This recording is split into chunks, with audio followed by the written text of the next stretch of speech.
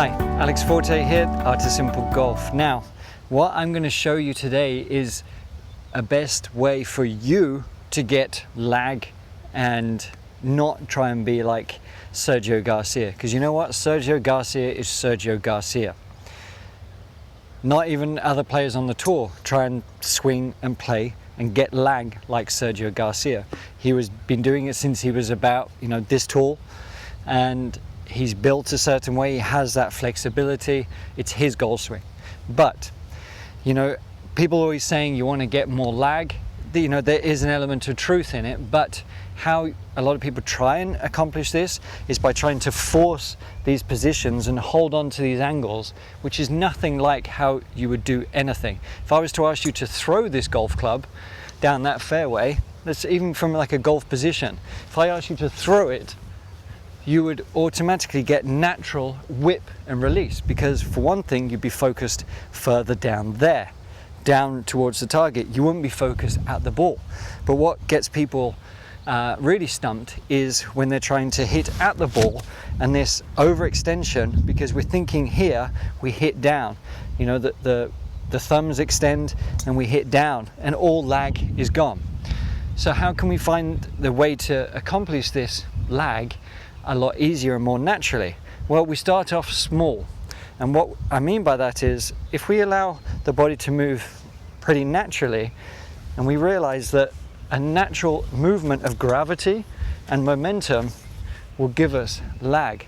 And we can do that by just taking a 9-iron with a short, quite a narrow stance to begin with, and we're almost feeling like we're pitching and chipping. But the focus here is relatively passive, hands on the way back, and then increasing that suppleness. You don't increase suppleness, but increasing that angle through suppleness. So we're just feeling the weight of the club. Like, this club feels very heavy to me. And then as I move back towards the ball or towards the target, that angle should increase if I allow it. So what we're going to do here is just start off small. So I go back and I increase that movement, but I'm not thinking about hitting at the ball. I'm thinking about through, brushing through. So let's try again. We're just going to try and build up a little bit of momentum here. So we go back, through.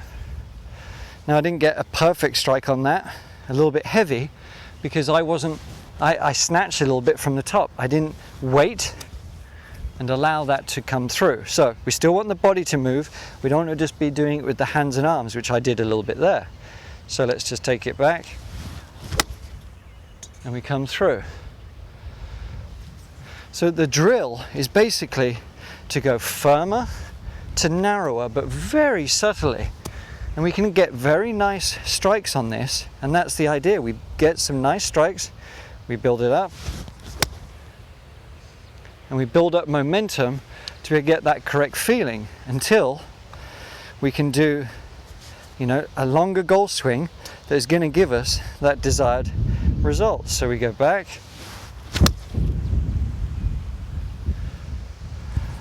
didn't try and do anything spectacular there. I just took the club back and allowed the weight to gather, and that sent a 9-iron into wind 3/4, like it reached the 140-yard flag. Really simple. So I want you to start off small though, build up that momentum